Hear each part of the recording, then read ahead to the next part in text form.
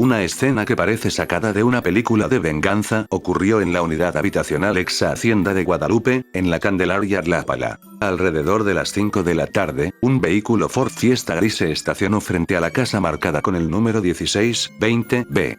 Desde la ventana de un segundo piso, una mujer comenzó a grabar con su celular, lo que no sabía era que estaba registrando una tragedia en tiempo real. Del auto descendió una mujer mayor, Carlota, de 74 años, vestida con un sencillo traje rosa, pero con algo que lo cambiaría todo: un arma de fuego en las manos. Junto a ella bajó un hombre, llamado Eduardo, portando también una pistola, y una mujer identificada como Mariana, cargando una mochila. Carlota no dudó ni un segundo. Se dirigió directamente hacia Esaú, de 51 años, que se encontraba en el patio. Tras un breve reclamo, la anciana levantó el arma y disparó a quemarropa. Esaú cayó herido mientras una de las testigos gritaba desesperada: «Le pegó a mi suegro, le pegó a mi suegro».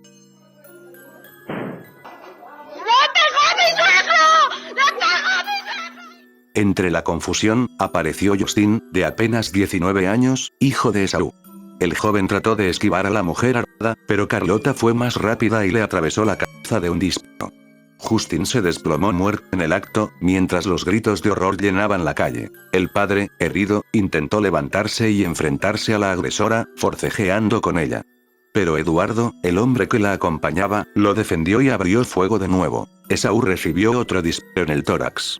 Un adolescente de 14 años, que estaba cerca, fue alcanzado en las piernas por los proyectiles y quedó tendido en el suelo. Con una frialdad escalofriante, los tres agresores regresaron al vehículo como si nada hubiera pasado y se dieron a la fuga, dejando tras de sí una escena de horror. Justin, el joven de 19 años, sin vida con un tiro en la parte superior del cuerpo. Esaú, agonizando con heridas de bala en pecho y abdomen. El adolescente, derramando líquido rojo en el suelo. Horas después, Esaú perdió la vida en el hospital. Los vecinos aseguraron que todo se debió a un conflicto por la propiedad de la casa. Carlota afirmaba que habían sido despojados ilegalmente, mientras que los otros decían haber llegado apenas a rentar el inmueble.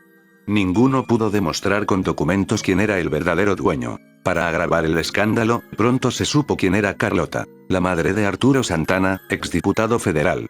Su acompañante Eduardo, había sido su suplente en la misma legislatura, y Mariana resultó ser también parte de la familia. Menos de 24 horas después, gracias a la viralización del video de los disparos, los tres fueron detenidos por la Fiscalía Mexiquense con apoyo de policías de Chimalhuacán y Chicoloapan.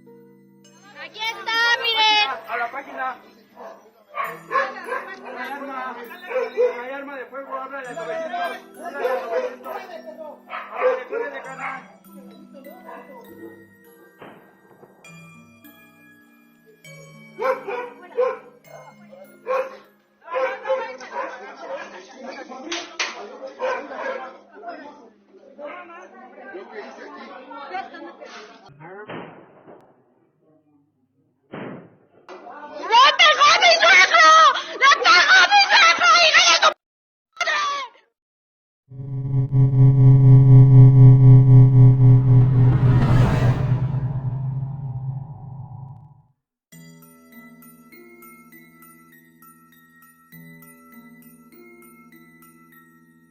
El 12 de julio de 2025, en Coatepec, Veracruz, las autoridades detuvieron a un sujeto conocido en la zona bajo el apodo de La Mole. Lo que llamó la atención no fue solo su presencia, sino el hecho de que caminaba tranquilamente por varias calles del municipio, llevando una cabeza humana entre sus manos. De acuerdo con los primeros reportes, la víctima fue identificada como Manuel, de 65 años, a quien apodaban el Elín. Horas antes ambos habrían estado reunidos, bebiendo y consumiendo sustancias. Sin embargo, aquella convivencia terminó en una escena macabra. Vecinos alertaron a la policía luego de ver cómo La Mole paseaba con una bolsa para el mandado que escurría un líquido rojo, y posteriormente, directamente con la cabeza sostenida por el cuello. El responsable fue interceptado en la avenida Camino a las Haciendas, muy cerca de una fábrica de refrescos, lugar donde había abandonado parte de los restos. Durante su detención, el hombre no intentó escapar. Al contrario, confesó de inmediato lo que había hecho. Una y otra vez repetía la frase: «Limpié mi vergüenza». En su declaración aseguró que Manuel lo había agredido sexualmente en el año 2024, y que desde entonces buscaba venganza. Planeó un encuentro, lo citó para beber, y en medio de la reunión lo atacó con violencia, hasta terminar de todo. Después, salió a la calle con su cabeza en la bolsa, como si quisiera que todos lo supieran. Actualmente se encuentra bajo prisión preventiva, mientras la fiscalía investiga el caso a fondo y busca confirmar su versión de los hechos.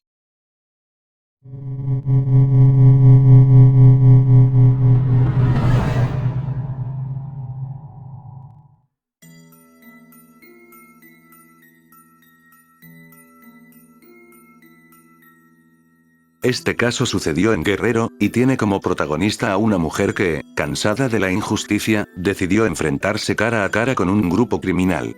Su nombre era Yadira Guillermo, y lo que hizo la convertiría en un símbolo de valentía, desesperación y también de lo que significa vivir bajo el poder del crimen organizado. Todo comenzó cuando su esposo fue secuestrado por un grupo armado conocido como los Tequileros, liderados por Raibel Jacobo de Almonte, un líder del crimen organizado sanguinario que mantenía bajo terror a la región de San Miguel Totolapan.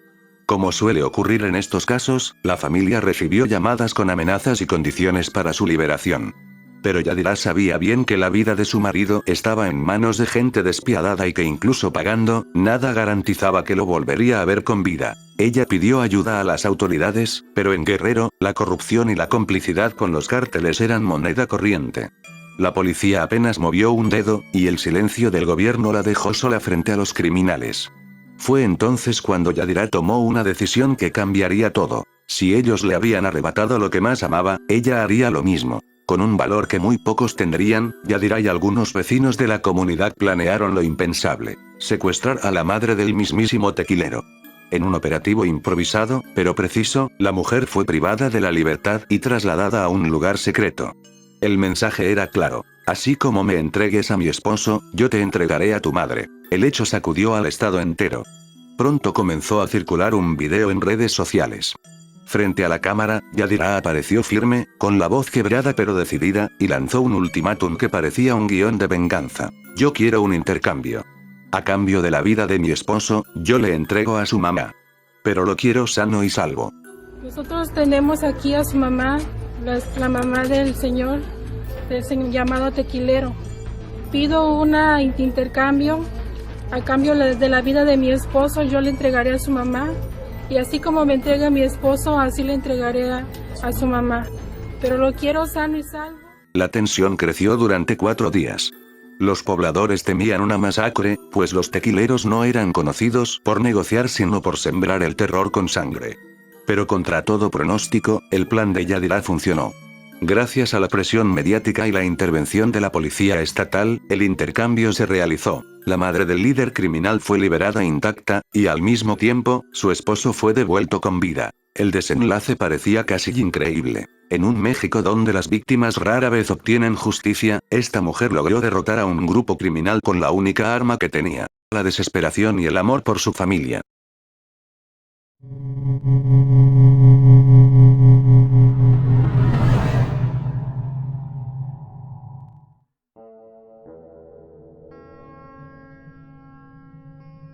El protagonista de esta tragedia fue Ismael Alejandro, un joven de apenas 25 años, conocido por todos como el Güero.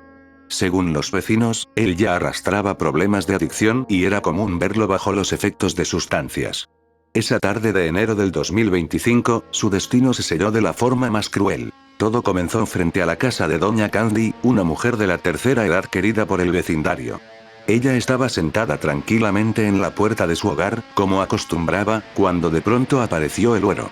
En un arranque de violencia descontrolada, tomó un machete y atacó a la anciana, asestándole un brutal golpe en la cabeza. La mujer quedó tendida en el suelo, gravemente herida, y fue trasladada de inmediato al hospital, donde minutos después perdió la vida. La noticia corrió como pólvora. Vecinos, familiares y transeúntes se congregaron rápidamente, exigiendo justicia. La policía municipal logró detener al joven y lo subió a una patrulla para llevarlo a resguardo. Pero la multitud estaba tan enfurecida que no permitió que la justicia siguiera su curso. Con gritos de rabia y deseos de venganza, los pobladores bloquearon el paso de la patrulla, rodearon el vehículo y, en cuestión de segundos, sacaron a la fuerza al detenido. El ambiente era denso, lleno de odio y furia. Nadie pudo detenerlos. Lo arrastraron hasta la plaza principal del pueblo, donde decenas de personas lo rodeaban. Los insultos se convirtieron en golpes, y los golpes en una verdadera golpiza colectiva. El güero apenas podía defenderse. Cada puñetazo, cada patada, era el desahogo de un pueblo que sentía que había perdido a una de sus figuras más queridas, una mujer indefensa que había muerto en manos de un joven descontrolado. Pero la turba no se detuvo ahí.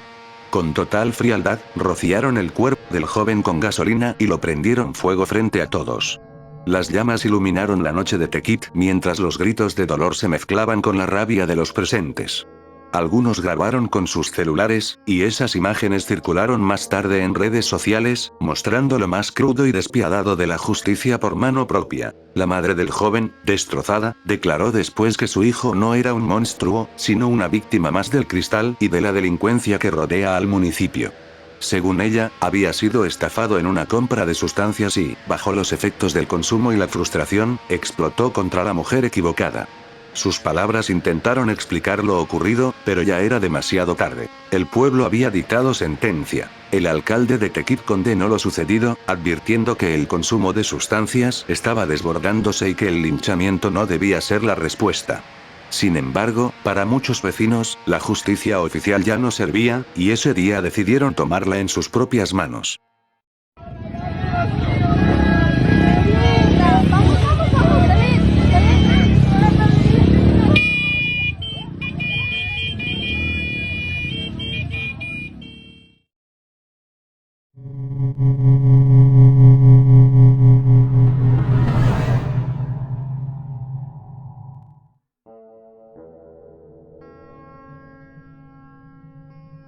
En 1984, Estados Unidos fue testigo de un caso que hasta hoy sigue siendo debatido entre justicia, venganza y moralidad.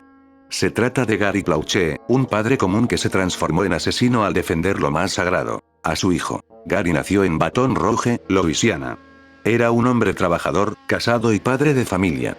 Llevaba una vida tranquila hasta que su hijo, Jody, de apenas 11 años, comenzó a tomar clases de karate. Su profesor, Jeff Doucette, era visto por todos como un hombre carismático, amigable y aparentemente confiable.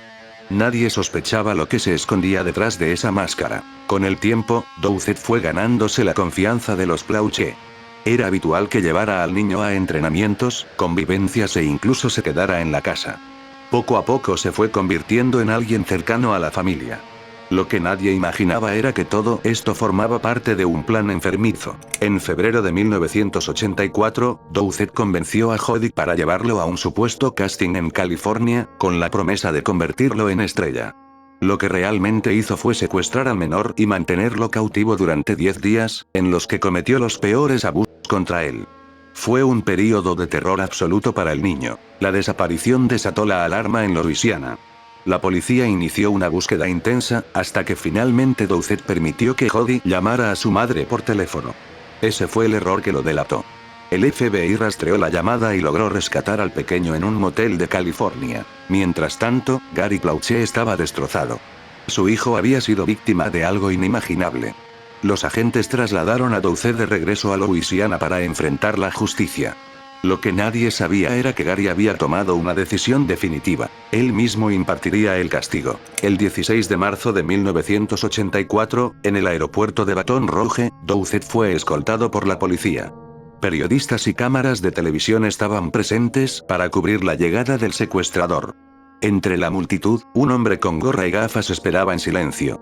Era Gary. Cuando Doucette pasó a pocos metros de él, Gary sacó un revólver y disparó a quemarropa directo a la parte superior del cuerpo. El crimen ocurrió en segundos, transmitido en vivo por la televisión local. Doucette perdió la vida en el acto. Gary no intentó escapar. Fue arrestado inmediatamente. Pero el país entero quedó dividido. ¿Había hecho justicia por mano propia o se había convertido en un asesino más? En el juicio, los abogados defendieron a Gary alegando que había actuado bajo un trauma emocional incontrolable. Finalmente, no fue condenado por asesinato, sino por homicidio culposo. Recibió una sentencia mínima: 5 años de libertad condicional, 300 horas de servicio comunitario y una multa. Nunca pasó un solo día en prisión. Años después, el propio Jody habló públicamente sobre el hecho. Afirmó que amaba a su padre y lo entendía, pero que no estaba de acuerdo con lo que había hecho. Según él, Gary debía haber dejado que la justicia siguiera su curso. Gary Plautche vivió el resto de su vida tranquilo, como un ciudadano común.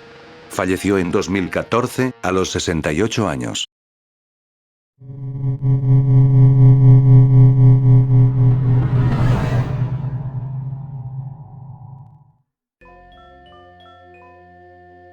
Marianne nació el 3 de junio de 1950 en la localidad de Sarstedt. Su familia no tuvo un inicio fácil. Sus padres habían huido de Rusia Oriental tras el fin de la Segunda Guerra Mundial, arrastrando consigo un pasado marcado por la violencia, pues su padre había sido miembro de las Waffen-SS. La infancia de Marianne estuvo marcada por la separación de sus padres y el nuevo matrimonio de su madre, lo que le dejó una sensación de abandono. Desde muy joven, su vida se convirtió en una lucha constante. A los 16 años quedó embarazada y tuvo a su primer hijo, pero no pudo quedarse con él. Fue entregado en adopción. Poco después, a los 18 años, volvió a embarazarse, pero esa relación también terminó mal. Tras el nacimiento de su segundo hijo, fue víctima de un abuso. Incapaz de afrontar la situación, entregó también a ese bebé en adopción. Parecía que el destino le negaba la oportunidad de formar una familia. En 1973 dio a luz a su tercera hija, Anna, y esta vez tomó una decisión firme. La criaría ella sola, sin importar las dificultades. Se sometió a una ligadura de trompas para no volver a pasar por embarazos no deseados, y se dedicó por completo a criar a su hija en Lübeck, donde trabajaba en un bar. Anna se convirtió en el centro de su vida. Era su esperanza, su motivo para seguir adelante, la única razón que la mantenía en pie después de tantas heridas emocionales. El 5 de mayo de 1980, Marianne permitió que su hija, de solo 7 años, faltara a la escuela. Lo que parecía una decisión inofensiva terminó siendo fatal. Ese mismo día, Anna fue vista en casa de Klaus Grabowski, un hombre de 35 años con un historial siniestro. Ya había sido condenado por abuso de niñas y, tras ser sometido a una castración química, intentó revertirla con tratamientos hormonales. Grabowski atrajo a la pequeña a su casa con la excusa de mostrarle sus gatos. La retuvo durante horas, la agredió y, al temer que lo denunciara, decidió quitarle la vida. Con ayuda de su prometida, la estranguló con unas medias y ocultó el cuerpo en una caja, que abandonó cerca de un canal. Su propia pareja lo delató, y así la policía descubrió el crimen. La muerte de Anna devastó por completo a Marianne. No solo había perdido a su hija, sino que fue víctima de un hombre al que la justicia ya había tenido bajo su control y que, aún así, seguía libre para quitar vidas. En 1981 comenzó el juicio contra Klaus Grabowski. La sala estaba llena de prensa, y la tensión era insoportable. Durante las audiencias, el asesino intentó excusarse, llegando al punto de culpar a la niña de haber querido seducirlo. Palabras que eran como puñales en el corazón de Marianne. Ella, desde su asiento, escuchaba cómo se manchaba la memoria de su hija con mentiras. La justicia avanzaba lentamente, pero para ella era insuficiente. La herida seguía abierta. El 6 de marzo de 1981, en el tercer día de juicio, Marianne llevó escondida una pistola Beretta 70. Se sentó entre el público, con el arma guardada, esperando el momento. De pronto, cuando Grabowski estaba de espaldas, no pudo más. Sacó la pistola, apuntó y disparó 8 veces. 7 balas atravesaron el cuerpo del asesino, que cayó sin vida casi al instante. El silencio en la sala fue absoluto. Marianne había hecho lo que nadie esperaba: ejecutar al asesino de su hija en plena corte. Su acción dividió al país.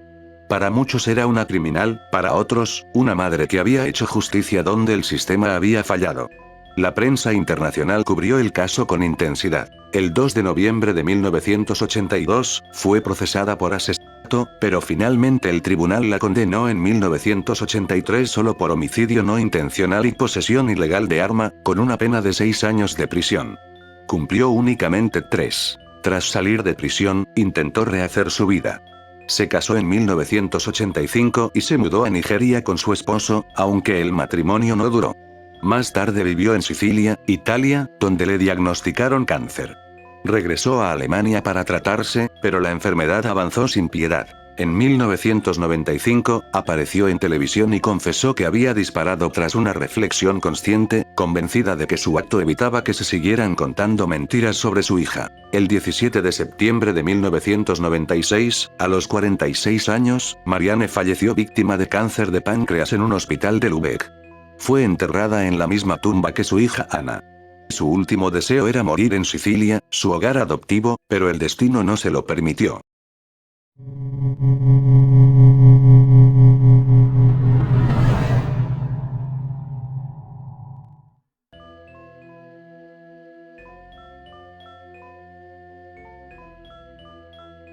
En Indiana, Estados Unidos, una historia de horror, venganza y tragedia estremeció a la comunidad y dejó huellas imborrables en la prisión donde se cumplía la condena del culpable. Todo comenzó con Kathleen Katie Coleman, una niña de 10 años, llena de vida, curiosidad y sueños inocentes que jamás se cumplirían. Katie vivía rodeada de familiares que la adoraban, en un vecindario tranquilo donde sus días se llenaban de juegos, escuela y risas. Pero en 2005, su mundo se derrumbó de manera brutal. Anthony Ray Stockelman, un hombre adulto, la secuestró, abusó de ella y le quitó la vida con frialdad calculada. Cada detalle del crimen reflejaba la perversidad y el control absoluto que Stockelman ejerció sobre la niña. La comunidad quedó conmocionada y la familia devastada, con un vacío que ninguna sentencia podía llenar. El juicio posterior reveló hechos aún más macabros. La niña había sufrido tortura física y psicológica antes de perder la vida, y la familia enfrentó la agonía de revivir esos momentos durante cada declaración. Stockelman logró evitar la pena de muerte gracias a un acuerdo legal, recibiendo cadena perpetua, pero la sensación de justicia nunca fue completa para los familiares. Un año después, en 2006, la historia dio un giro aterrador. Un recluso en la misma prisión, el primo de Katie, movido por la rabia, el dolor y el trauma, decidió que la justicia formal no bastaba. Su plan era claro: hacer que Stockelman pagara de una forma que nunca olvidaría. Con frialdad y precisión, se acercó a Stockelman y le tatuó en la frente las palabras "La venganza de Katie". Cada línea de tinta era un símbolo del dolor, la rabia y la impotencia que la familia había sufrido durante años.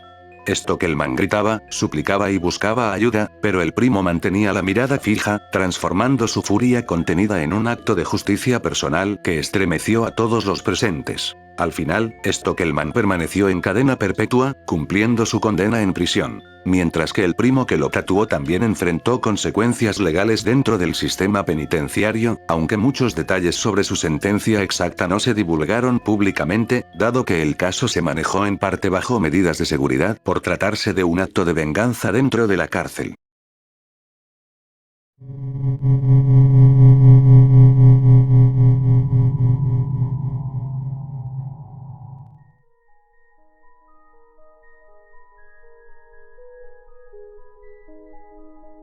En Guadalajara, Jalisco, la madrugada del 12 de julio del 2025, ocurrió un feminicidio tan atroz que estremeció a todo México.